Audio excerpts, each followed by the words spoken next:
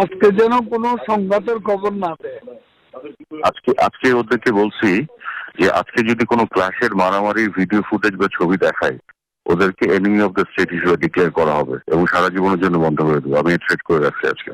কোটা সংস্কার আন্দোলন দমনে গণমাধ্যমের ওপর সেন্সরশিপ আরোপ এবং সংবাদ প্রচার বন্ধে সরাসরি নির্দেশ দেন কার্যক্রম নিষিদ্ধ আওয়ামী লীগের সাধারণ সম্পাদক ওবায়দুল কাদের।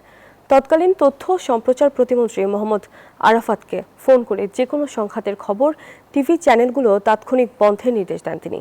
সেই ফোনালাপের রেকর্ড ইতিমধ্যেই ট্রাইব্যুনালে দাখিল করেছে প্রসিকিউশন। টিভি চ্যানেলের বিরুদ্ধে কঠোর ব্যবস্থা নেওয়া হবে। এটা অফ করে দিছি গতকাল থেকে, আজকে বলে রাখছি যেগুলো শুনবেন না অফ করে দিতে সাথে সাথে। এভাবেই ২৪ জুলাই আন্দোলনের উত্তাল সময়ে টেলিভিশন চ্যানেল বন্ধ করে দেওয়ার নির্দেশনা দেন কার্যক্রম নিষিদ্ধ আওয়ামী লীগের তৎকালীন সাধারণ সম্পাদক ওবায়দুল কাদের। আর সে নির্দেশনা পাওয়ার পর চ্যানেল বন্ধের হুমকি ও সেন্সরশিপের রূপরেখা তুলে ধরেন সাবেক তথ্য ও সম্প্রচার প্রতিমন্ত্রী মোহাম্মদ আরাফাত। আজকে যেন কোনো সংঘাতের খবর না দেয়। আজকে ওদেরকে বলছি যে আজকে যদি কোনো ক্লাসের মারামারির ভিডিও ফুটেজ বা ছবি দেখায়, ওদেরকে এনিমি অফ দ্য স্টেট হিসেবে ডিক্লেয়ার করা হবে এবং সারা জীবনের জন্য বন্ধ করে দেবো। আমি থ্রেট করে রাখছি আজকে। আন্দোলন দমনে আইনশৃঙ্খলা বাহিনীর অতিরিক্ত বল প্রয়োগ ও প্রাণহানির ঘটনা যেন গণমাধ্যমে না আসে তা ধামাচাপা দিতেই নেওয়া হয়েছিল কঠোর সেন্সরশিপের পথ।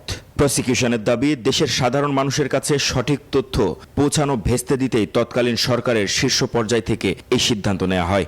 যে বঙ্গবন্ধু স্যাটেলাইট গুলোকে বসে রাখছে যে আপনি কনস্ট্যান্টলি দেখবেন যে টিভি ক্লাসের ছবি দেখাবে সাথে সাথে অফ করে দেবেন। আমার কোনো পারমিশনের জন্য মেসেজ পাঠাবেন না, আপনাকে ঢালাও পারমিশন দিয়ে রাখলাম। ফাঁস হওয়া এই ফোন আলাপে কেবল সংবাদ মাধ্যম বন্ধের হুমকি নয়, উঠে আসে ছাত্র আন্দোলনকে বিতর্কিত করার রাজনৈতিক অপচেষ্টাও। আন্দোলনকারীদের ওপর চড়াও হতে এবং কারফিউয়ের যৌক্তিকতা দেখাতে বয়ান তৈরির কৌশলও আলোচনা করা হয় দুই মন্ত্রীর মধ্যে।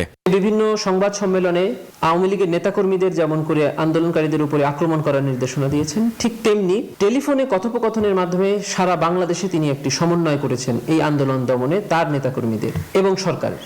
আন্তর্জাতিক অপরাধ ট্রাইব্যুনালে ওবায়দুল কাদের, মোহাম্মদ আলী আরাফাত, যুবলীগ, ছাত্রলীগ সভাপতি, সাধারণ সম্পাদক সহ ৭ জনের বিরুদ্ধে চলমান বিচার প্রক্রিয়ায় এই কল রেকর্ড ইতিমধ্যেই প্রমাণ হিসেবে ট্রাইব্যুনালে দাখিল করেছে প্রসিকিউশন।